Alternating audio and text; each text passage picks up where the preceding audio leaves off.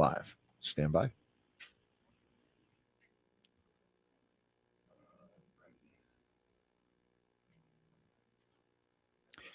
Imagine a history of the 20th century in which the Holocaust is only a footnote. All right, I'm going to start again. Imagine a history of the 20th century in which the Holocaust is only a footnote to the Second World War, where the encyclopedia entry for Auschwitz describes the flourishing chemical industry in the nearby town but omits the gas chambers, where school textbooks describe Hitler as, quote, gifted in a variety of ways, unquote, and limit the discussion of the mass murder he orchestrated to just 47 words, concluding that, quote, no more than 100 people knew about it, unquote. This isn't an abstract thought experiment. This was West Germany in the years following Hitler's defeat, when the Holocaust was all but forgotten and the Allies sanctioned the return of millions of former Nazis to forge a new country to serve as a bulwark against communism. Well, that didn't stop Fritz Bauer, who is a gay Jewish judge from Stuttgart who survived the Nazis and made it his mission to force his countrymen to confront their complicity in the genocide. We're going to talk to award-winning journalist Jack Fairweather about his book, The Prosecutor, next on St. Louis in Tune.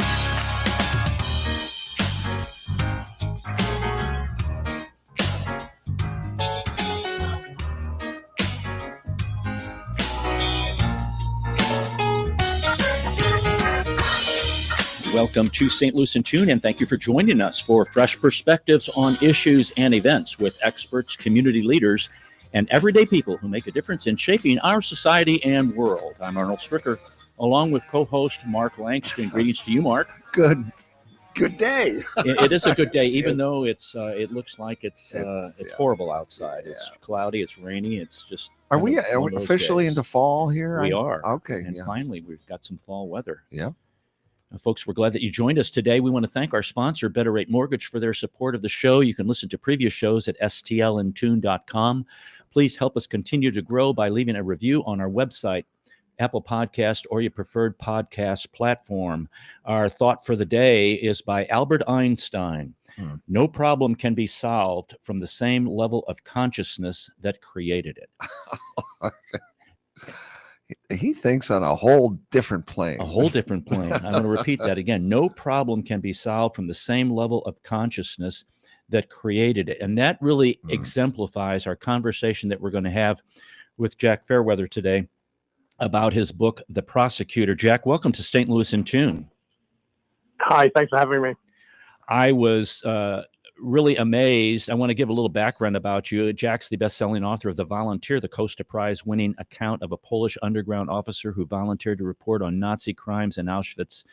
The book's been translated into 25 languages and forms the basis of a major exhibition in Berlin. He served on the Daily Telegraph's Baghdad Bureau and is a video journalist for the Washington Post in Afghanistan. You know, you've been around, you've done your work on the front lines seriously in some very serious areas. This is an area that there's a front there too, but it's like a historical front that you were really delving into in getting into Fritz Bauer. What was the impetus getting into Fritz Bauer?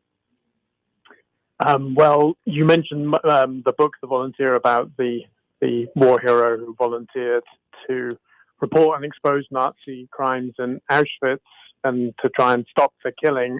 Of course, we know that that mission did not succeed. And it was through that book that I started out wondering, how did we come to know about Auschwitz? How did it lodge in our popular consciousness? And came to the shocking realization that it wasn't this obvious thing at the end of the Second World War, that it actually took a real battle to make people pay attention. And that was the battle that was waged by Fritz Bauer, this extraordinary figure from history who's really unknown to us in the US. Some of your listeners might have heard of his name in connection with the capture of Adolf Eichmann, but for me, it was became clear he was a seminal figure in helping us come to terms with the Holocaust. And as you read from the intro of the book at the start of this segment, there is this terrifying prospect that we need to sort of get our heads into when approaching the book, which is, a world in which Nazis are back in power. No one's talking about the Holocaust. There has not been the reckoning that we take for granted. And I really wanted to plunge readers into that dark and terrifying world, especially so for a gay Jewish man seeking to make his countrymen come to terms with the past. You've done a great job of laying out the historical aspect of what was going on before the war, and then during the war and after the war. And there's a lot of people involved, and I'm glad when I got to the end of the book, then I saw, oh, here's the list of the people, because I was trying to keep them straight in my mind. But the research on this is great, and I saw a previous interview. This is a book that could be like a dissertation, but it's very readable, and it's historical in the fact that you get into some details, Jack, that I never knew about. And frankly, I always thought, well, gee, everybody kind of knew about this based upon, I guess, the Allies had discovered the camps and had made it known to the world. But that blew my whole understanding of that out of the water. And here we are 80 years later. But this really didn't get a kind of a start until 20 years after the war, when the Auschwitz trial began. Am I correct with that? Yeah, and I think that is a really important point of reference for readers.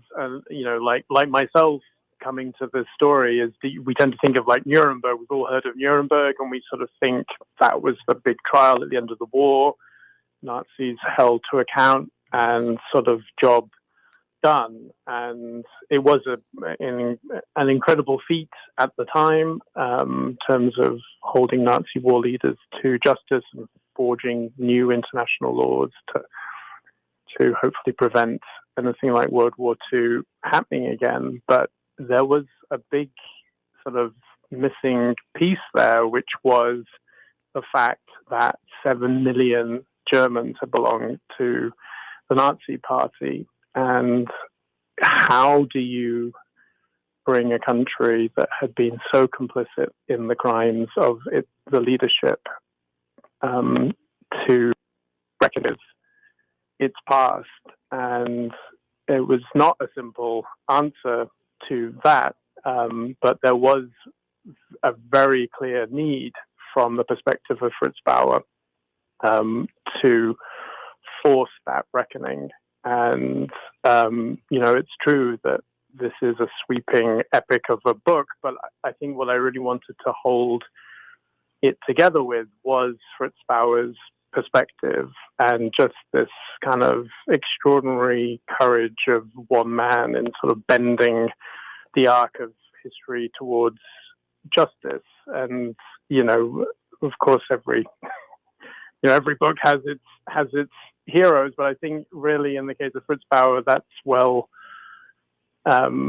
he really does deserve the center stage, not least because he has been so unacknowledged for so long. And, that thought of a Jewish man who had narrowly survived the Nazis. He'd been thrown into a concentration camp, managed to escape, went into exile in Denmark and Sweden, on the run with his family. The thought of him sort of getting on board a train to go back to Germany at the end of the war and take up a job as a small-time prosecutor, and that he would come back to Germany with this extraordinary map and vision in his mind for how to transform the country. And, I was writing, of course, about 1940s, 50s Germany, but, it's hard to not think about like the lessons of today in terms of how important it is to think about our own agency in sort of dark and difficult times.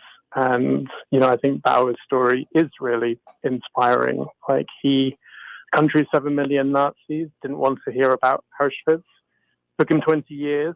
he made sure they heard about Auschwitz through his landmark trial in Frankfurt, which was one of his crowning achievements.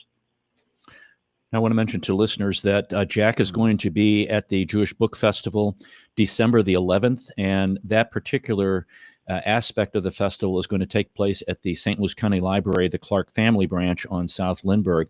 So you can see him there, listen to a talk he's going to give, purchase the book, and get the book ahead of time because it's frankly it's eye-opening. You know, when I went through this and was reading, you gave some, I guess, that Fritz Bauer had done some research, how many of the residents of Germany believed that the Nazis were capable of this, and very few were they didn't think, nobody was going to be, we didn't do anything. There was nothing like that. And then the turnaround that you talked about, it was amazing to me that how information and misinformation can be hidden. Maybe it's not amazing, can be hidden or distracted or given out to people that they have no clue what's going on other than people who are engaged. But that's part of the democratic process. That's part of being informed. And then the press was being suppressed at the time. Can you get into, was this like the perfect storm back then? Oh, yeah.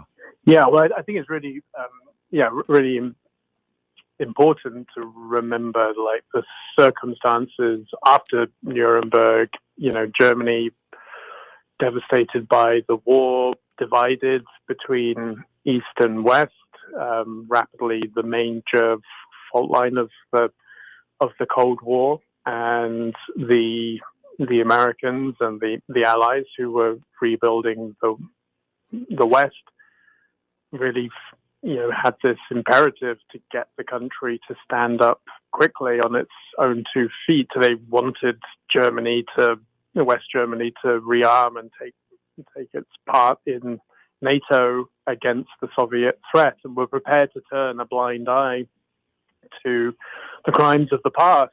Of course, some of the most egregious Nazis could not, were beyond the pale, but provided you sort of paid lip service, and it was easy enough to kind of hide your CV, and no one was really asking questions. And the first West German Chancellor, Konrad Adenauer, appointed as his chief of staff, and this I just find extraordinary.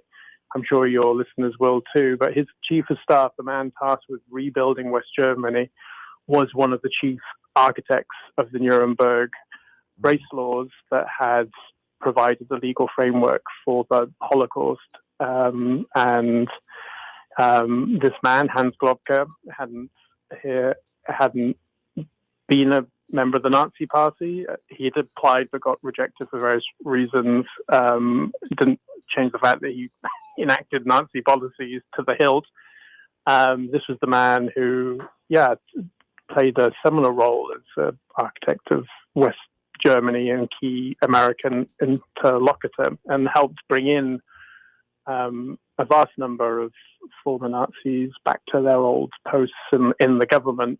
And from Adenauer and Globke forged this narrative. And I think we're quite sensitive today to this idea of different narratives, alternative facts, and this relative truth. And I think when you see it playing out in the book through Adenauer and Globke presenting a different narrative to World War II, one in which it was the Germans who were the victims, not the Jews, not Poles or Russians. It was Germans who were the victims of Hitler, the victims of Allied bombing. And, this really resonated with Germans who didn't want to think about their own crimes, wanted to blame others, wanted to feel, like they were the good guys.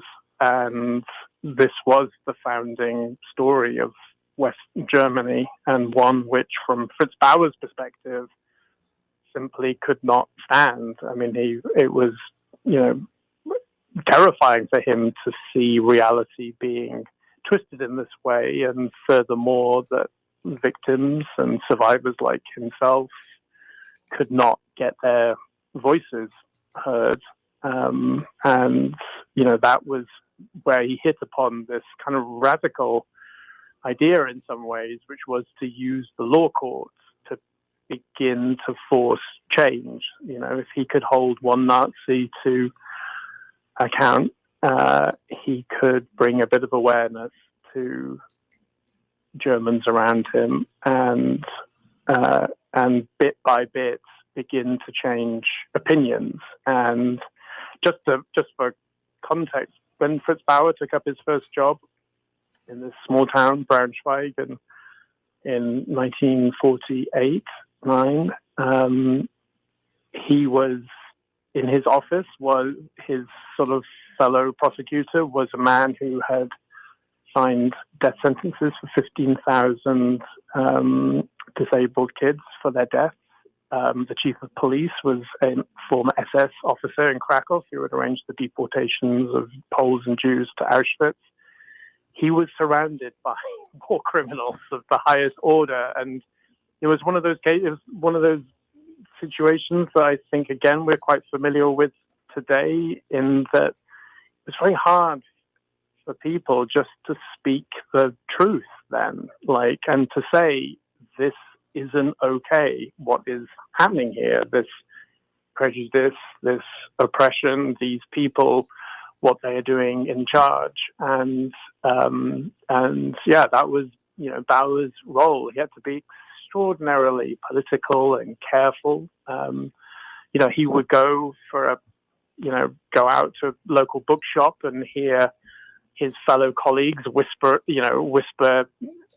as he passed, "Oh, there's another Jew, he should have been gassed." This is a incredibly prejudiced, dark world, twisted world in many ways, in which, the values that we take for granted, that we learned from the Second World War, were not in place. And one, I think, that's really important to realize, the role of the US and the Allies in sort of buttressing this. And, I wanted to tell not just the story of Fritz Bauer, but also the story of how that West German state was built in such a corrupt fashion by the US. The head of the German intelligence service was a general called Reinhard Gehlen, who had worked as head of intelligence for Hitler in the East, and was initially entirely funded by the CIA, backed by them, and encouraged to spy on West Germans like Fritz Bauer, suppress the newspapers, steer the country towards silence about the past. And this was the battle the Bauer faced. How do I, as a gay Jewish man in this intolerant, still highly Nazified society, how do I get my voice heard? How do I get other people to hear the voices of survivors? And that's the story of the book, and one that I really hope does resonate with people today. The book came out earlier this year, and I've got to speak to audiences around the country, and so many just ask me, how do you change the mindset of a country? What is Bauer's secret sauce? How did he do it? And when I began writing the book 5 years ago, I didn't realize I would be sort of writing such a blueprint for our own time. And yet, history never repeats itself, of course, but there are so many lessons for us, and so much to really inspire us when it comes to Fritz Bauer's story. Jack, will you be speaking at the Jewish Book Festival? Are you going to talk, or are you just going to, talk to folks individually, or are you? I will give a talk, and I will get, it's one will take you deep into Fritz Bauer's life and world and give you a real sense of some of his extraordinary battles that he took on. And and also I share some of the research that goes into the making of a book like this, because I think I'm amazed that I have never heard of the name Fritz Bauer before. And it seems like he was a very pivotal individual during and after the war, and has did a lot of contributions. And it's amazing to me that that's a name in history that just hasn't surfaced. Thank goodness for you. And as you said, it's a dark and terrifying world. And boy, it was. And I worry that people nowadays, don't really grasp what happened then and how that can be repeated. And I don't know if we've got Fritz Bauer folks around much anymore. Yeah, well, I think that's why his story is so important, because we do sort of just take for granted our knowledge of the Holocaust, right? Like, we think end of the war, confetti, soldiers, parading through the streets, job done. And there is this missing piece in our education around the Holocaust. Like, we learn about the terrible things, and then we don't actually connect it to our own time. We don't ask the question of, like, how did we get that knowledge of the Holocaust? It wasn't, and that's what Bauer's story is so important for, reminding us that it wasn't just delivered in 1945 whole. It had to be fought for, and that's why his story. This is a story set in West Germany, but it's really a story for us all. It's this battle for our knowledge of the Holocaust, and the battle to confront mankind's worst crimes. And Bauer wasn't simply fighting against former Nazis in his own government, also fighting against global indifference and that desire to look away, to not confront the hard truths of the past. And that's one we can relate to today for sure. And it's one that Bauer was so attuned to. I mean, he was someone whose whole life was defined by this battle against the forces of Nazism, both as a young activist lawyer and judge in Stuttgart in the 1920s and 30s, but then in post-war Germany, those same forces that he saw acting to corrupt the sort of emergence of a new Germany. And I think readers will, of the book, you will be shocked by how dark and unknown this history is in the post-war Germany. And and Bauer's role in doing some extraordinary things, like tracking down Adolf Eichmann. Many of your listeners will be familiar with the film about Eichmann, or read some of the accounts by his captors from Mossad. But what perhaps not familiar with is the story of how he was uncovered in the first place, which was by Bauer getting a tip off, and from a source in Argentina, and then having to track down Eichmann himself with the help of this source, and enlisting the help of Mossad.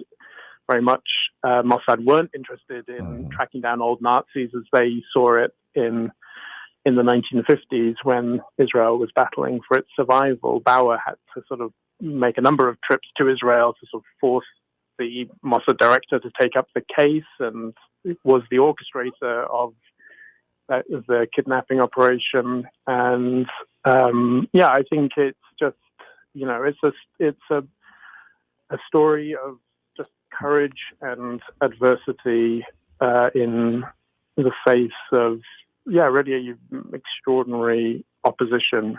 And, Bauer, was really lonely and isolated in so much of his life. It's worth noting that, his being gay had huge implications. Like in Denmark and Sweden, both countries that had liberalized anti-homosexuality laws in the 30s, where he had been able to live as a gay man, he was returning to a Germany that kept in place its anti-gay laws that had been instigated by the Nazis, some of the most pernicious and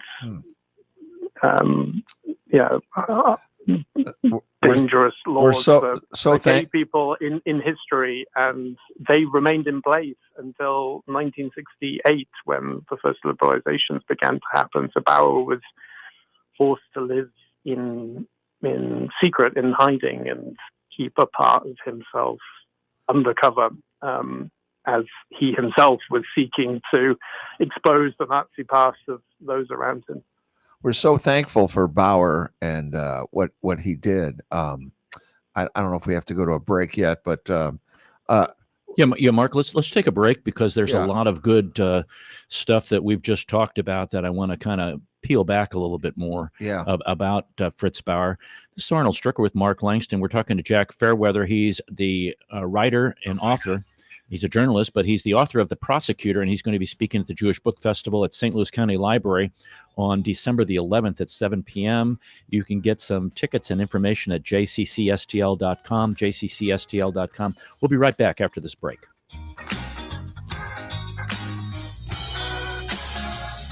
Everyone in St. Louis promises a better mortgage rate, but what you really need to turn that perfect house into your dream home is a better mortgage. At Better Rate Mortgage, we open the door to so much more. Whether you're purchasing your first home or taking cash out to make your dream home even dreamier, our door is open. Come on in and get started today. We'll show you how. Call Sean directly at 314-375-3293 or online at betterratemortgage.com. Remember, at Better Rate Mortgage, a better rate is just the beginning. betterratemortgage.com. MLS ID 4011335, an equal housing lender.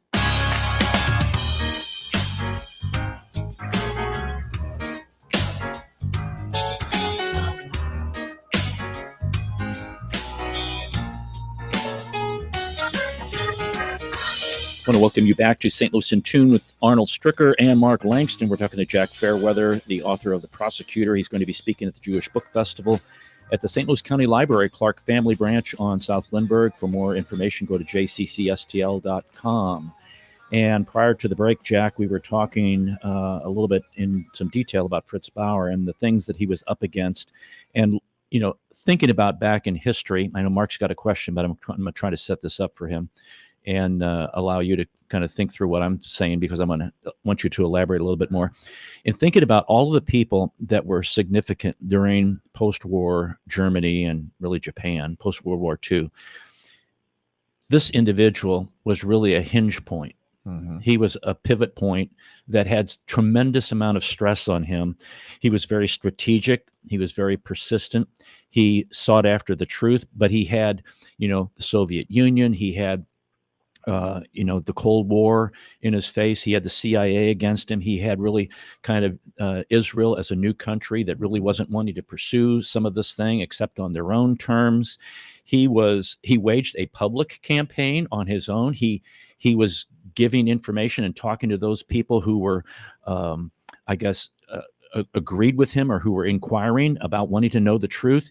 He had witnesses who really didn't care anymore. They were going to tell the truth no matter what, because it was the truth. It wasn't something they were interested in covering up.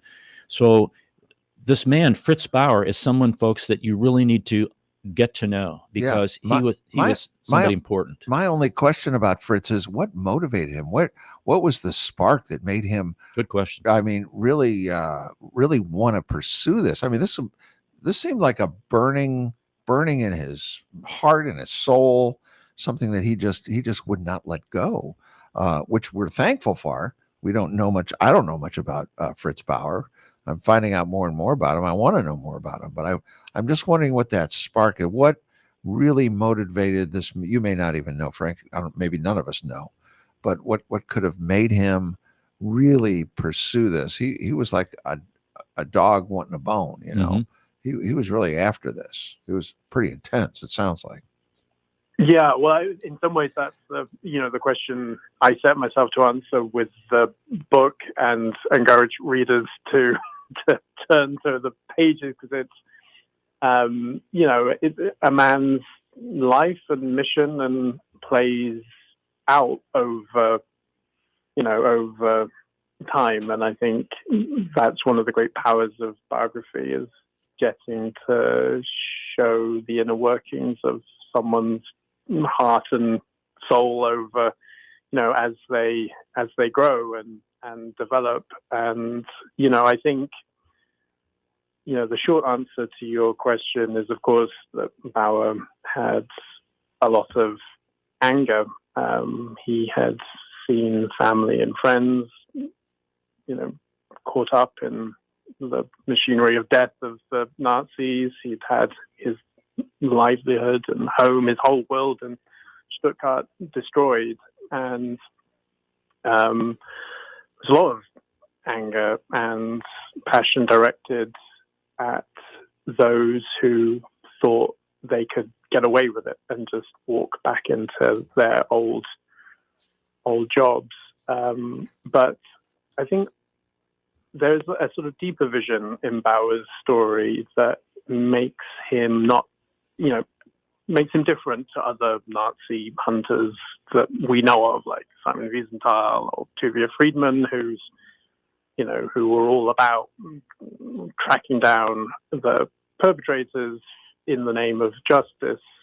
Bauer had this vision for Germany that was so striking and different that I think can be quite inspiring for us today, and inspiring for like how we want to think about where the country goes, and how indeed we set about steering a country in that direction.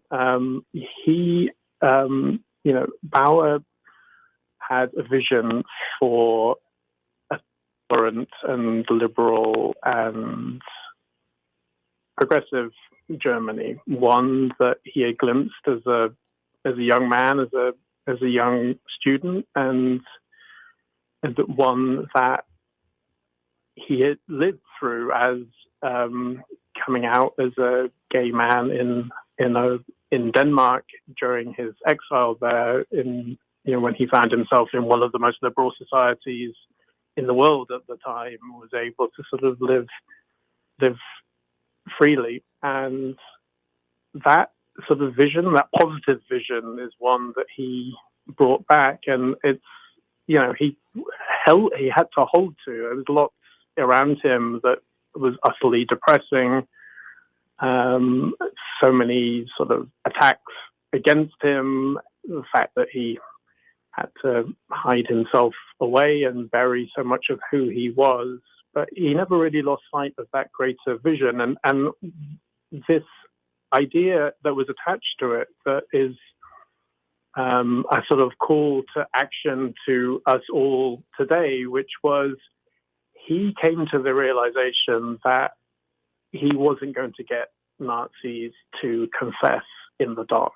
He got brought somebody to justice in the courtroom and heard them mount their defenses. Not a single one ever said, "You know what, I was wrong, I'm sorry." They were all had their excuses, their reasons, their denials. And what Bauer realized was, through the drama of the courtroom, was that he wasn't playing to the Nazis in the dock. He wasn't possibly even playing to the press gallery, or the immediate audience. He was sort of making a case to the next generation that was coming through, that he hoped would be receptive to a different idea for what Germany could become. And when he staged this seminal trial in Frankfurt in the 1960s, in fact, a lot of West German school kids got to come. They were sort of bussed in. He made sure to arrange it because he really wanted them to, hear the witnesses speak their truth and learn from their experiences. And Bauer died in the summer of 1968, which, as in the US, was an absolutely seminal year in West Germany. It was, marked this sort of explosion of new ideas. And in West Germany, they carried this added resonance in which young West Germans began to question, really for the first time, what it was their parents had done during the war. And Bauer was so seminal in asking that question in the first place, giving those young West Germans, those students and young people, the knowledge that they needed to use to confront their parents and in the process begin to change that was Germany into the country that we know today. And like that arc of history, that ability to bend a whole country to away from authoritarianism, away from fascist ideas to a sort of different idea of itself. Like that's why you should read this book, why Bauer is such an incredible figure for us today, because he had this bigger vision that drove him. It wasn't just justice, it was something bigger. Seems like there were pivot points. There were certain points that really made an impact that he was doing. One was the trial that he started doing. Another one was the youth movement that you just mentioned, because he was turning the tide with some of the youth. Some of the youth were, though, still in that old, I think they were taking their parents' viewpoint, because there was still anti-Jewish, anti-Semitic kinds of activity directed at some Jews in Germany. But then it seemed like that the last big kind of turning point was the Auschwitz visit by the at the trial, where they went actually to Auschwitz and Birkenau and saw and put their hands into what was left of people. That really even changed the judge, who was a very staunch, if I might say, he was a very staunch Nazi, or from the old Right. guard. Was he that strategic in what he was doing, or were these things that were just kind of evolving and growing from his main focus? Well, he saw Auschwitz as being really seminal to our understanding of the Holocaust, and it is kind of just to return listeners to this mindset, which is so shocking to us today. In 1950s, no one was really talking about Auschwitz. Primo Levi wrote in a letter, he had written his amazing memoir directly after the war, and struggled to find a publisher. And in 1955, he wrote, no one wants to hear about the camps. And it was the case that Auschwitz was not this seminal place in our understanding of Nazis and the worst that mankind can do. And Bauer had a different view. He saw that it was at the heart of the Holocaust, and it was he wanted a trial that could effectively put Auschwitz itself at the center of proceedings. And he had this very stunning idea behind the trial, that he wouldn't go after the sort of higher ranking officials necessarily. He wanted to have some of the guards, the orderlies, the lorry drivers, the gas chamber operators, the sort of the regular people who had run the camp, and because he wanted ordinary Germans to see themselves in those perpetrators and recognize the way in which Nazism had played out across German society, that it took a community, it took a culture, it took a whole people to enable industrialized mass murder in Auschwitz. And that was, just a really extraordinary vision. What he was having to battle with was the fact that West German law had deliberately not taken up the international law laid down at Nuremberg that recognized things like genocide and crimes against humanity. So in West German law, when Bauer was operating, you could only try Nazis for individual murders. And, that created, an absurd situation in which you had someone who had operated the gas chamber of Auschwitz. Like, how do you try him for an individual murder? Like, how do you, produce evidence to show his involvement in the death of a single individual when he was responsible or took part in the mass murder of millions? And, Bauer was also battling against the court system to change. He wanted West German law that are absolutely necessary that it changed to recognize genocide and mass murder. And so these were some of the things he was fighting against. And, there was a time when the trial itself was really struggling, because his prosecutors were failing to make the case against the defendants, because they were having to wrestle with, did they do this single crime? And the witnesses took the stand and they would be asked, so did you see, this defendant, shoot this individual on this particular day at this hour 20 years ago? Because of course this trial took place began in 1963, and so almost 20 years after the fact. And the defense lawyers could all just say, "Oh, well, how can you remember those details? It was so many years ago, and it was all fuzzy, and no one knew anything." And they were able to sort of make the past seem indistinct and inexact, and pretend that none of the defendants really knew what was happening in the camp.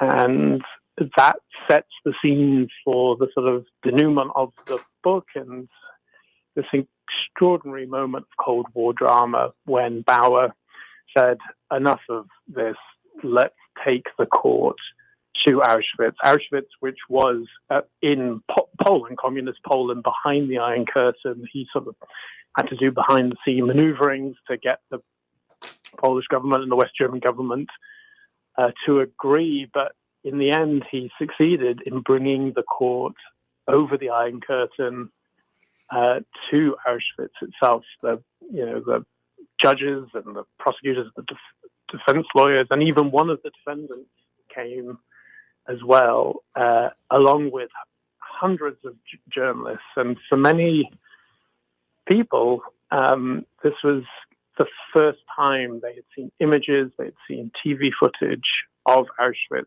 I mean, people had, by the 1960s, heard about gas chambers. No one had seen what one looked like, and no one had seen Auschwitz.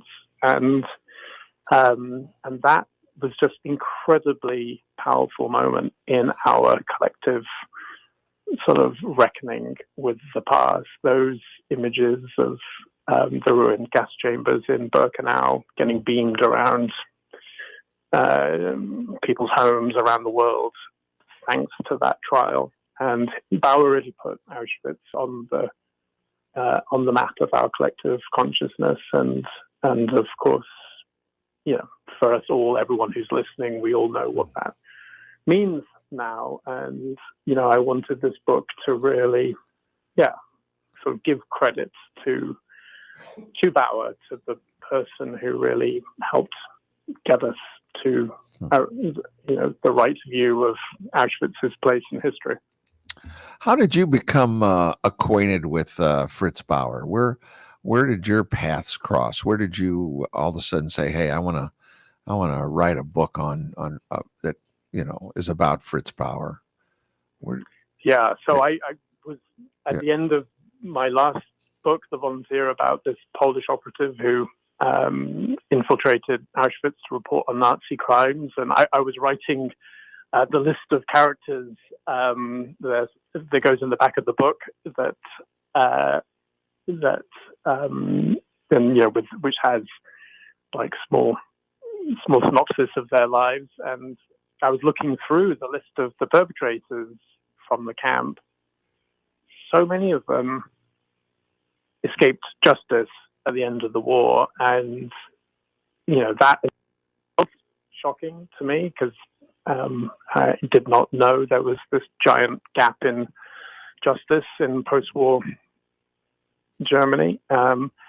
But there was this one common denominator running through their biographies, finally brought to justice in 1965 at the end of the Frankfurt Auschwitz trial, led by Fritz Bauer. And so I was like, oh, who is this Fritz Bauer who seems to have played such an important role? And that led me to, his extraordinary story of, escaping the Nazis and then fashioning a vision that was to transform not just West Germany, but our collective consciousness about the Holocaust. The extraordinary story, I think, pretty much says it all about Fritz Bauer. Yeah.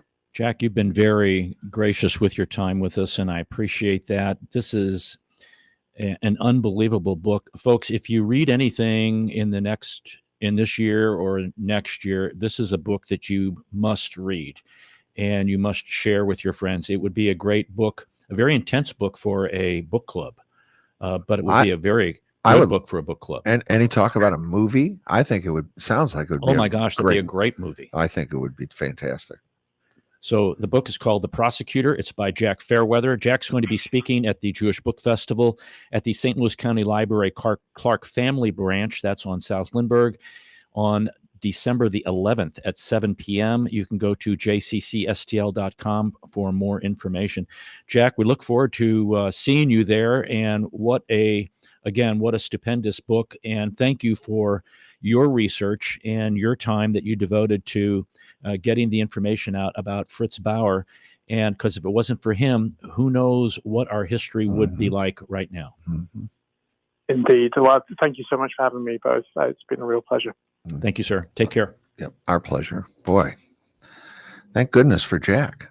Oh my gosh, and for bringing up Fritz. To find what's the common denominator here? I know we all kind of think that way. Like, why is this like this? Why is this like? What's this all pointing to the same person here? And let's know more about that person. How long is the book? How many pages? The book is about. Yes, I have it right here. Talk about something else while I pull this up and give you the good answer. Yeah. Not just off the. Okay, here we go. The book is 319 pages. That's not too bad. No, but he has over 100 pages of notes and sources. Like he has really done his research. He has the characters, of all the people that he mentions in there, and it's kind of like, who is this? And you got to kind of keep track. But it's very detailed, but it's a very intriguing. Don't let the size of the book be a detriment to you, because it really flows well. It's like, wow, I can't wait to read the next chapter. Right. It's that kind of a book. And he goes from the beginning of Fritz Bauer's life all the way to the very end.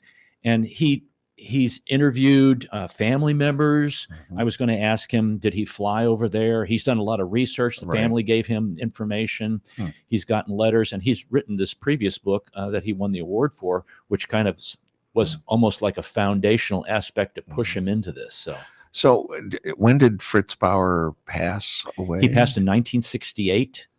Okay, so he got done with that last trial in the mid 60s, and shortly after that was... And he passed away. He had taken at the time, because he was working like 18 hours a day, Right. and he had taken some sleeping pills to sleep, and he was in a bathtub relaxing and Oh. had a heart attack. Oh. But he was 65 years old, and he my. died in Frankfurt I'll be. of a heart attack. But there is a movie, The People versus Fritz Bauer, that's in 2015, and then Yesterday Girl, 1966. Not quite sure about that, but this would be an outstanding movie. And Mark, who knew? I Like didn't. even the term Holocaust was not widely used until this really started to get going after the Auschwitz trial. Right. Many, many years later. Yes. Like we all think, well, it's always been around, or No. everybody knew right away. Like we were. It thinking. all sounds like it all happened at one time, but it didn't. It happened like he was still prosecuting it 20 years after. Oh, easily. And attitudes really had not changed even into the 1990s in West Germany, which is wild. It is. It's crazy. But it tells you a little bit about people and what they want to believe, because if you believe something that's been a lie, how do you come to grips with that personally and individually and collectively as a family or as a society? Right. How do you do that when you believed a lie? Right. Very heavy, I'm afraid. It is very heavy. And because it's very heavy. But important. Yeah. My gosh. Yeah. I really recommend this book, folks. It's a quick read. Okay. It would be a great book for a book club. And I think because of the heavy topic, maybe we just leave it right there, Mark. Okay. If that's okay with you. No, that's fine. I think it's a good idea. So, folks, again, the Jewish Book Festival, Jack Fairweather, author of The Prosecutor, December the 11th at 7 p.m., St. Louis County Library, Clark Family Branch. That's 1640 South Lindbergh Boulevard. That's across from Frontenac Plaza. jccstl.com for more information and for tickets. You will need tickets for this particular event. So that's all for this show. We thank you for joining us today and listening. If you've enjoyed this episode, you can listen to additional shows at stlandtune.com. Please consider leaving a review on our website, Apple Podcasts, Podchaser, or your preferred podcast platform. Your feedback helps us reach more listeners and continue to grow. I want to thank Bob Berthasell for our theme music, our sponsor, Better Rate Mortgage, our guest, Jack Fairweather, and co-host Mark Langston. And we thank you, listeners, for being a part of our community of curious minds. St. Louis in Tune is a production of Motif Media Group and the U.S. Radio Network. Remember to keep seeking, keep learning, walk worthy, and let your light shine. For St. Louis in Tune, I'm Arnold Stricker.